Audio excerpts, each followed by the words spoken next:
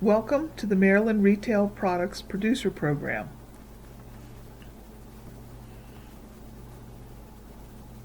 This program is for producers and craft food entrepreneurs seeking to expand their retail product sales beyond the farm gate. This presentation is one component of the online training materials available on the University of Maryland Extension's Ag Marketing website. Additional training, educational materials, articles, and real-time educational opportunities can be found there. I'm Ginger Myers, Marketing Specialist for Agriculture and Food Systems with the University of Maryland Extension. In this presentation, we'll discuss how to develop your sales funnel, how to attract your customers and position your product to attract them. This is a sales funnel and how to develop it. It's an infographic that I want you to take a moment to look at. On the far left, it's highlighting, attracting customers, then working them through the process of awareness of your product, interest in it, making a decision to purchase, and then taking that action. These are all steps, and think of it as a funnel as you move them closer and closer to the point of purchase. It gets narrower and narrower in their actions to hit the buy button. So again, that's a sales funnel. And how do they work? Remember, just like any kind of funnel, it keeps getting narrower and narrower to an actions taken, a choice or a flow through, as you might think of in a funnel. So in previous presentation, we talked about developing target audiences and knowing the demographics or the characteristics about that audience. And that's very important before you try to create a sales funnel for it. You need to know about that target that you're trying to attract. What problems are they seeking solutions for, or a need or a want? It's good to know what social media channels they use, but also what social media channels you're good at using and posting to. And then things that interest them the most. How can you work with their interests, their needs, to craft your message to start them through that funnel process? Again, we talked about building your buyer's persona, or in the previous presentation about building that target customer's persona. Like, why will they buy your product? What is it that attracts them? Their need, their wants, the way you position your product, does it satisfy something they're looking for? And certainly you'll be building different buyer personas, targeting your marketing campaign for different segments of customers. Again, we listed some previously.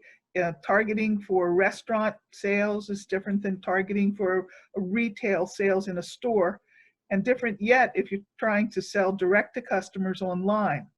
So you can derive different and accurate buyer personas based on that research about what influences them to buy the product. What are they looking for, a want, a need? Are they responding to how their friends purchase products, or the FOMO, that fear of missing out, getting the last of something? And how are they going to use the product after purchasing? That's often one of the hooks you can use. If it's a food product, are they going to serve it to their family? Is it for a special event? Is it something they're using to enhance or make or flavor something they already have? So the sales funnel, again, you have to plan on how to generate traffic. What do you do if people are not aware of the products you sell? There will be no sales. One of the hardest things any person selling product is buyer awareness. So you'll need to adopt some different lead generations to have drivers to drive users to your website. And you can follow these measures for some of this purpose by positioning your product to that audience. It won't be beneficial for you to try to market to restaurants if your product isn't in enough volume for them to purchase. Perhaps it's the home chef or the person who makes the family meals. SEO or search optimization on a website, you'll need to check to make sure that your messages, your social media posts are landing to your proper audience, just like landing page optimization. When folks find you, are they finding the words they're looking for, such as grass-fed or organic or small batch, gluten-free, locally owned business? Those are some of the drivers that are going to come up in their searches, but also when they find you, immediately they want to know that they found that producer or that maker who has the product they're looking for. And certainly social media today is part of anyone's marketing plan. We'll talk more about that in a little bit. So how are you going to engage the audience? How do you get them into the funnel? You've attracted them, their interest, but it's not enough to just get them interested. You've got to start working them through that funnel to learn more about your products and services, to help them raise awareness, to make a decision and take an action. Creating interesting videos is one way. And with our smartphones these days, it's fairly simple to create short videos and then be able to upload them to YouTube or your website or in social media posting to show. People love to see the pictures and the action now. You can involve influencers and request that they review or offer tutorials of your products. User testimonials are excellent ways to help drive customers to your site, in that they want to be assured that someone else is saying good things about your product or how they use it. You can collect testimonials from folks that you've sold to, or perhaps responses to Facebook page. These are always excellent to have as a way to post on your website, also use in your emails and your other marketing outreach. Creating and engaging in good blogs. People have lots to read these days, but if you can captivate their interest in your story, how you became the entrepreneur, how you make a product, your concerns in marketing, or perhaps the community you're engaged in, a blog that's written through your website or as an outreach can be an excellent way to start to draw people in and to form some loyalty to your brand. Then you can promote that content on a variety of social media platforms, or even use it just in your email marketing as a way of personalizing your message to your audience. And certainly conducting email marketing campaigns to promote those posts or sending newsletters should be your #1 social media outreach. While platforms such as Facebook and Instagram are very popular, market research shows that more folks open and read their email than they do their social media platforms. So having an email marketing campaign, whether that's through a service such as MailChimp or a different service that you find out there, this is something that really helps drive folks through that funnel. They read the email, you can put in a promotion, you can put in a call to action to actually walk them right through that steps down to the bottom of the funnel to make that decision to purchase.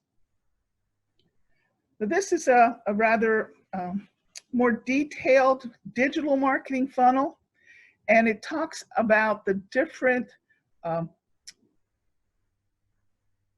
social media platforms that you can use to drive through the funnel. Now, I know this looks very complicated, but basically it gives you an idea of how to use different digital marketing tools. When we talk about using pamphlets or flyers or promotional material, that's pretty straightforward when you're used to handing that out at your booth or mailing that to prospective customers or handing it out when you visit a chef. But when we start to talk about digital marketing funnels, it can become a little overwhelming with the possibilities of what's out there to use. So this funnel can give you some ideas of which social media platforms work best for certain portions of the funnel. If you're just trying to get people interested into the top of the funnel, to have them take a look, things like Facebook and Instagram and tweeting can get their interest engaged. But if you want to start driving them then through that funnel to make decisions, we're talking more about using websites and content and landing page leads to get them to read more and to follow. And then, of course, down toward the bottom of the funnel here, where we're actually getting them to become loyal customers, to sell and click through. That's where we're seeing things like MailChimp or email services or some of the more sophisticated uses of social media optimization. So again, we're talking about sales funnels, how to attract customers and bring them through the funnel to make decisions to purchase from you. Now again, probably most of your buyers don't think in terms of this funnel. What they think of simply, they walk through finding you're the right product for them, following through with the contacts and making sales. This is to help you visualize and work through the process of how to organize your outreach to attract customers. It's the implementation of the first video that we did about starting your business and looking how to get that organized and target customers. So we're hoping this is the second part of that will help you take action. We thank you for joining us and ask that you be sure to check back at the website for more training materials and resources for successfully creating and marketing your Maryland Direct products.